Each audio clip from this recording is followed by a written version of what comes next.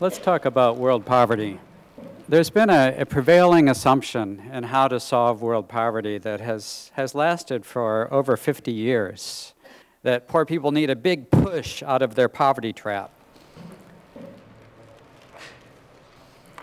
Well, the sad news is that this storyline is still being sold today, but we've already tried over the last 50 years multiple big pushes, and yet we still have the same problems that we had 50 years ago.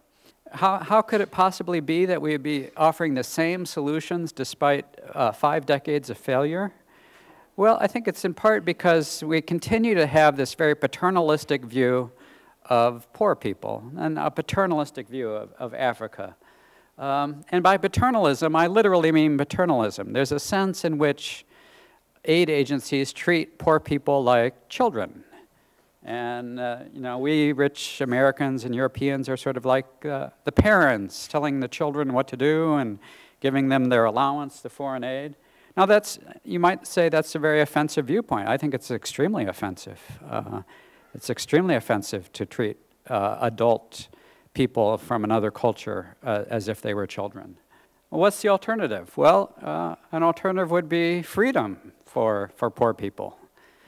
I'll just give you an example of one region that was actually much poorer than Africa is today, more technologically backward, more diseased, had a lot less infrastructure. It was called 1776 America. I want to make a bold claim for economists here, that economists actually were ahead of Darwin. Adam Smith was actually ahead of Darwin in understanding the idea that when you just have lots of individuals who are pursuing their own self-interest, you could get a very orderly, complex outcome in which a lot of goods are produced and everyone's demand is satisfied and all the suppliers make a profit and pay their workers, and you have this complex economy that just arises without anybody in charge. This is the DNA of the wealth that has lifted us out of poverty, and it's the same DNA that's going to lift the poor out of poverty. Muhammad Yunus, the inventor of microcredit. How can you loan money to poor people? They'll never repay it. Everybody said Muhammad Yunus was crazy. But he found that he could arrange the loan in a way that it was repaid, and he achieved a remarkably high 97% repayment rate. And so thus was born the idea of microcredit that has since benefited hundreds of millions of people around the world. Under individual freedom, each one of us can keep searching until we find upsides that have just amazing, amazing potential.